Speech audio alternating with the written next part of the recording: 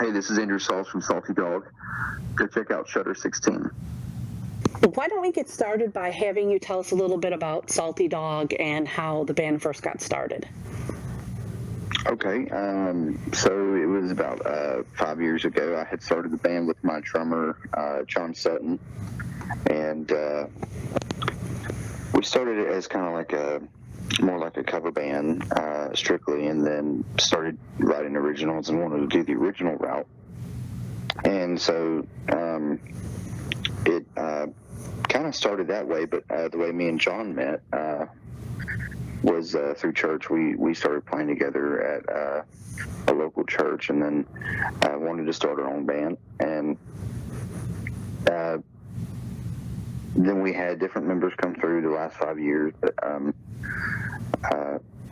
it's just kind of progressed over time, and it's just been one of those things that we've always tried to keep a vision for, because it's kind of changed over the last couple of years. Like I said, we started as a cover band, and it was very top 40, kind of Sure. playing the same old covers as you hear, but then it really did change in the last probably 2 years, where we've been playing a lot of we still play some covers, but it's very different. It's much more rock. Okay. So is this a full band effort? Because I see you performing solo at times too.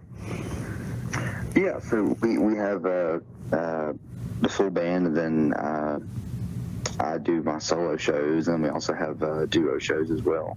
Okay. So who else is in the band with you? So it's myself and my drummer, John Sutton, and then we have on bass, we have Thomas Grell, and on guitar, we have Caleb Guardiola. Okay. And do any of you come from a musical background? You said you had met in church. So do you have any formal training or, a background before that? Well, I know John was much older than the rest of us, and then I know he went through Berkeley for schooling. I went through App, and Okay. then Caleb actually plays at Elevation in Greensboro every week. Okay. Well, I mean, they've slowed, of course, for the pandemic, but Right. he's doing that gig for a couple of years, and then Thomas has been in the Hickory music scene, as far as I know, for many years, but we're all about the same age, but we all kind of do our own, I guess, our own styles, because John comes from a very jazz oriented background, and then Caleb is very Christian contemporary, and then I come from just very much a rock background, and then Thomas probably almost a metal background. So it's very different between all of us. Okay. So let's talk about the new album, Destination Heartbreak. Kind of tell us how this album came together, what your kind of songwriting process is like, how the songs are chosen, how all that works. Well, the way, like I said, we've had a lot of members kind of come through, and so when we broke for Christmas in 2019, I had been writing a lot of lyrics and melody lines, but I didn't have anything to send the band. So I wanted to keep working on it over the break, but then the lineup that we had at that time broke up, and so I had all these songs, and I had already started recording kind of like the bases of them in the studio, but it was just kind of really honestly just stuff that I had recorded to present to the guys. Okay. And then we started talking to Thomas, and Thomas is the newest member of the band, because he just we've known each other for a while, but he was so busy, and we got him on board, and he was like, yeah, I'll check out the songs, and we'll go from there. And we've been recording at the studio in Granite Falls, and so it's kind of in the middle for everybody, but at the same time, everybody, when the pandemic struck, it was like everybody kind of went their own way and had their own schedules. And Sure. for me, I definitely noticed a difference in just getting a hold of everybody and getting them into the studio. And so I was recording the album probably in the worst time possible, but they all got a hold of me, and we went in and we did I wanted it to be 25 tracks, but I think at the time I had about like 15, and so it's something that when Thomas got on board, it kind of, I guess, went a little bit quicker. It was a lot easier because we felt more comfortable, and then, you know, the lineup really felt right once he joined the band, and so we were all talking one day, I think, and we decided to go in and do the rest of the songs. And Thomas at the time was, you know, he was the newest member, so he preferred to do all of his recording from home. So we would finish the songs in the studio, and I would send him the stems, and he would record bass tracks for them. Okay. And then send them back to me.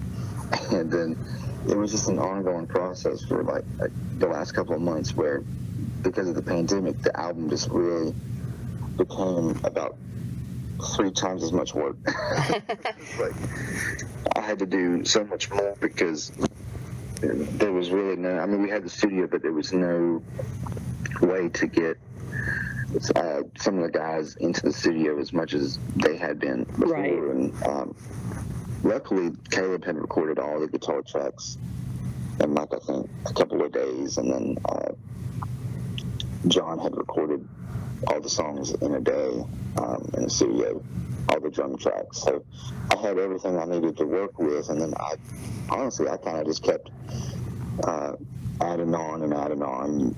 Like I said, I recorded the melody lines first, but you know, I wrote that, and then I wrote the lyrics. So I was really able to kind of just do what I wanted. Now, you know, this next album that we plan on doing, if we even do it anytime soon, we're trying to be more collective. And I told them I really wanted to get these songs for Destination Heartbreak. They were more my songs than their songs. Right. Because I had been sitting on them for probably almost 2 years since. So I wanted to do those songs first, get them out of the way, and kind of get all my stories out of the way, and then start writing with them as a band. And I said to them that, you know, if we get this album sounded right, then we'll find a sound that fits our band as a group. You know, we can find what works for all of us, and that way for this next album, we'll basically be at 90% where we want to be in sound. It won't just be kind of my ideas and my right. And that's fair enough when you've been starting it, and you kind of have lineup changes, so it happens that way a lot. Now, you did mention that you wanted this album to be 25 tracks, so why so many tracks, and then how did you pare it down to the 15 or 16 that are on there? Right. So what we did was we over the last, I guess it's been about 2 years now, I actually was sitting on 25 tracks, so okay. It was like I had all these songs, and so you just had so many you wanted to get them all out there. Yeah, because I had that that idea of, okay, if I can get these songs out, not that they weren't, you know, good enough to wait. I guess I'm impatient with it because I wanted to get, you know, the songs out of the way so I could focus on, you know, what the guys wanted to write. Right. No, that's understandable. Kind of get this chapter of the band with this album, and then move on to the next with more of the full band effort and everybody kind of being involved in the process. Yeah, and they were fine with that, and I was like, well, you know, how can we do this and it be kind of smart thing because there's so many tracks. So I decided to do like a release of like 3 smaller EPs, just to kind of honestly be their own thing, and then at the end of it all, release an album that kind of showcases ETP a little bit, but it's its own thing, and that's what Destination Heartbreak is. But the EPs are honestly kind of like our stepping stones, because they were literally all that we could honestly put out at the time because of the pandemic. Right. But And that's in a way, through a monkey it kind wrench. of worked out. Yeah. Definitely to everybody. Now, one of the songs I really liked, I don't want to say I liked it the most, but one of my favorites was Whatever It Takes. So kind of give me a little insight into that song in particular. What was kind of the inspiration behind that one? Well, I had been going through a lot before I had the current lineup, and before all that stuff started, and around the same time, I had met my current girlfriend, and then I was like, well, a lot of the songs on the album are really, really sad, or they're just, that I guess the name speaks for itself. But Right. It was like I needed something a little bit more upbeat and stuff, and this was still at the very almost slowly getting to like the middle stage, but very early on. And I was like, well, I need to get some faster upbeat songs recorded. And I mean, I was honestly taking the songs that I had in my phone or on my device here at home, and the way that I heard them in my head, I was honestly trying to change it so it would be different than what I had just already kind of decided I want that song to sound like. So Whatever It Takes was it was kind of a song that almost wrote itself. Like I knew what I wanted it to sound like, but it was constantly changing, and it, like, before I could really decide that I wanted it to change into this direction, the guys would just be like, well, I want it to be like this. And it was kind of the first song that we all got a taste of working together on, working collectively on. Interesting. Okay. And it was something where I had the words, written out, and I was like, well, this is kind of how it goes. And my drummer, John, in the studio, it was a day that we were fortunate we were all in the studio together. One of those last few days before the pandemic. And so we were trying to record the song that day and just kind of almost get it in just maybe 1 or 2 takes. And so John, the drummer, was like, well, why don't we just record piano and drums and just see what the guys come up with. And so we did that, and then the rest of the guys and me, we just constantly, just the rest of the night, kept going at just adding more things in, and it just kept building and going. And there's 2 songs I can really say that happened with, and that's probably Whatever It Takes and Heaven in the Sky, because it's like for some magic reason, it was like they just went from just words to these really powerful songs. I mean, they are really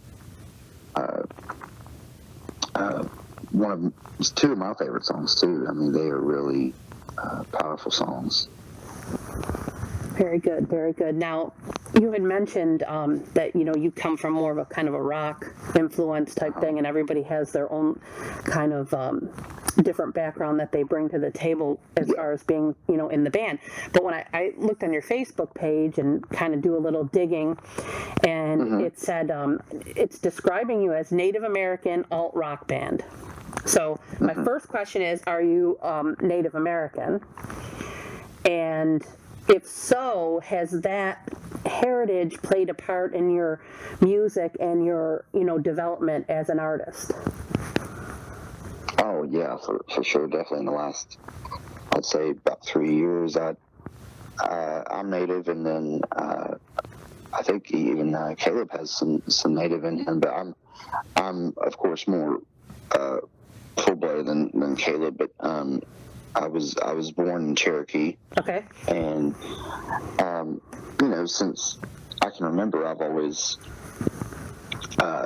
loved that about myself, my heritage, and all that. But I honestly never thought about trying to infuse that kind of stuff into our shows or our music. Until about 3 years ago, I was talking to a friend of mine, and he was like, "Well, why don't you do kind of like a Santana thing, but it be a cultural thing for you guys, where you might bring out some theatrics or something that kind of just go along with your heritage." And I was like, "Yeah, that'd be actually pretty cool, because we do some shows in Cherokee every year, and it was just something that I had never really thought about as far as a marketing thing." And so we all, at the time, me, John, and some of the other guys, we all agreed on it. And John was very behind the idea, because he is into that stuff. And so we've just kind of kept doing that. And we really don't have particular things that we do. We just kind of try to include things that I guess would be eye candy on stage or something, or wear certain clothes or different things to kind of just I guess pay homage to that kind of heritage, my heritage. And definitely we've been writing a little bit more of songs that we can put these kind of feels into, like I had mentioned Heaven and Sky. That would be one, and then just others too. We'll do the sounds that you kind of expect to hear in that style of music, flutes and other things. Okay, cool, fair enough. Now, what is the one thing you would want people to know about the music of Salty Dog? Just that it's there's a lot that goes into it for us. We all really pour in a lot of heart and soul. For me, heritage as well. Just things that I've really, whether it's heartbreak or something else. I'll write about it, but then it almost can just be lifted up by the rest of the guys, and it just becomes this really great thing. And it happens so many times that every song that I present to the guys, it's like they're so great collectively, but then individually they're masterminds. And some of the things that we really try to do in our music is tell a story, and then also be very original, and just be very different in our sound. Like, we'll go into the studio and try to, instead of using all the different effects that are available nowadays, we try to just find those different types of sounds or tones in just everyday objects, or just different things in our reach, in the studio. And so we try to very much have a different sound, and put a lot of love into what we do. Definitely in the last year, since Thomas has been on board, and with this lineup, we've had a lot of differences, but it's definitely getting to the point where, as a band, we like where we're at, and we're working together as a machine. It's not just really me anymore, and that's honestly, for me, that's what I love about it, because especially in my writing, it's making it better. Very good, very good. Now, where do you see the band going forward after this album? I hope after this album that I know the guys really liked it, and I can tell that they are very, very much looking at it as something where, like, they're like, okay, man, the album's really good, but we wanna do one as a group now, because they're so crazy about the lineup. and the lineup is just so great right now, and we're just all really happy about it. So I hope that I'm hoping that we'll get back in the studio as things are starting to slow down a little bit, and we can, in between shows, go in there and just start writing and seeing what happens. But I'm seeing the band more on a regional level, and then also putting out an album, most likely an EP, here in the next year or two, that will be heavy, but not, too heavy, more like the heavier tracks on this album. But that's kind of the direction that I hope we'll go in. But, I guess I can't speak for the rest of the guys. Right, but right. That's definitely what I'm hoping for.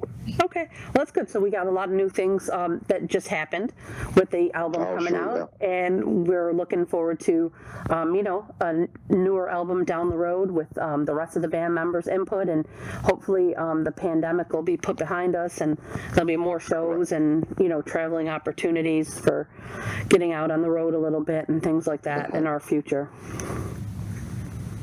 For sure.